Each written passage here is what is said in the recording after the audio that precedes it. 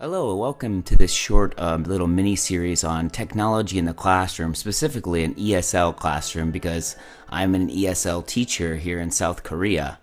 For this assignment, it was a little bit different. We were tasked to use free things, web-based things, and I thought, hey, why not stretch it an extra mile and actually use some free things on my computer as well. So I'm going free. Let me explain.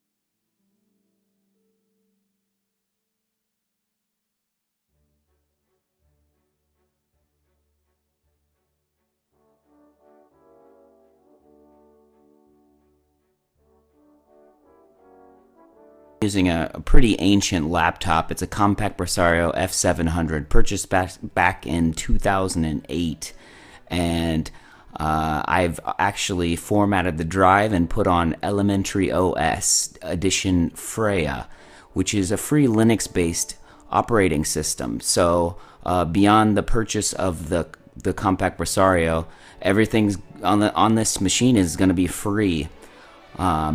Usually I would edit in things like Photoshop and Premiere, After Effects. I use Adobe Photoshop for pictures and graphics. I use Premiere for video. I use Adobe After Effects for animations and all other video needs. But again, we're using free stuff. And the big thing here is just to show people that, hey, you can get things done. There are tools out there for you to use. You don't need to spend a ton of money. So instead of Photoshop, I'll be using GIMP, which is a Linux free editor. I'm not going to pretend I know everything about it, but check it out. It's pretty okay. And instead of Premiere, my video editor will be OpenShot, which is another free software that you can get for Linux operating systems. For my screencaster, capturing what's going on my screen, I'll be using Simple Screen Recorder. And I hate to be a broken record, but again, this is a free free software you can load up on a Linux machine.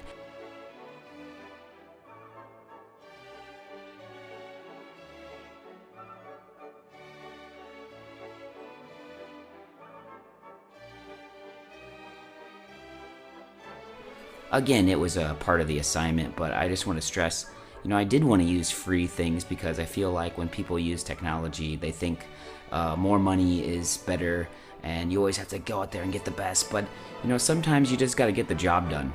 And how can you do it? Well, there's a lot of things available these days. You don't need to spend $1 million to make it work, and that's pretty much the aim of this series. The two caveats that I do have are I am shooting on an iPad. This video right here is taken from an iPad, and I am using a pretty nice mic.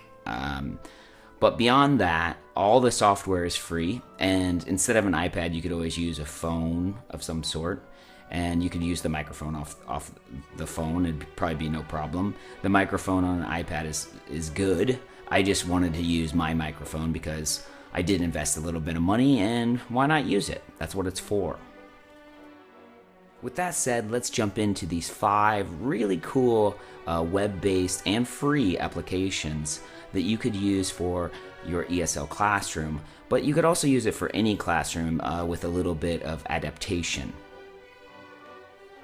There we go, I have a head again. I got caught off for a second. Go ahead and hit like or subscribe, or probably more importantly, watch all of the series and then decide to hit like or subscribe. But definitely check these web apps out because they're worth a look. And if you have any suggestions on how we could use them in the class, I would be more than happy to hear your ideas as well. Thanks. See you later.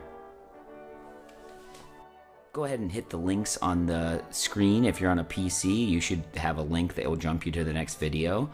If you're not on a PC, you can check the show notes or just poke around and you'll see how to go from one video to the next.